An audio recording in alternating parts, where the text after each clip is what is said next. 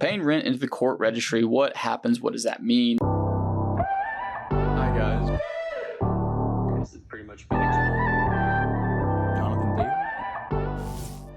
So anytime an eviction is filed against you as a tenant, a lot of times it's not just as simple as you weren't paying. So people will have defenses like they didn't get proper notice or they asked for certain repairs and this is retaliatory eviction. Whatever the case may be is, in Florida, generally speaking, the law requires you to pay your rent no matter what. Is that fair? Maybe not, but it is the law and it will bite you in the butt every time you try to not pay rent. So if you're having issues and you get served with an eviction complaint and you're like, but there's all these other things and you have all these arguments and it's unfair, I get it.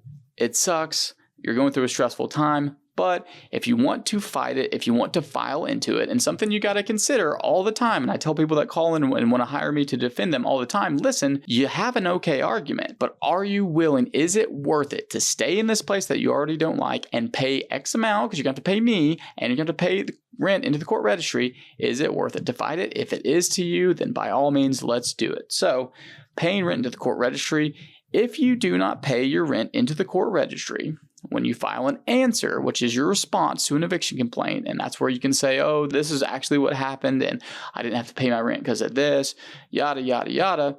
If you don't pay rent into the court registry when you file your answer, then most likely, and it depends on the county, depends on the judge, but most likely you've waived all your defenses to the eviction action and you're going to have a default judgment against you before you ever get your day in court. If you want to play it safe, hire an attorney, obviously, but if you can't afford an attorney, if you want to make sure you have your day in court and be able to fight the eviction, pay your rent into the court registry or file an answer and a motion to determine rent. That is, according to the Florida statute, reason why you wouldn't necessarily have to pay your rent, because you're disputing the amount of rent that's being alleged. So you're saying, oh, the complaint says that I owe this amount of rent. I don't owe that amount of rent. I actually owe this amount of rent.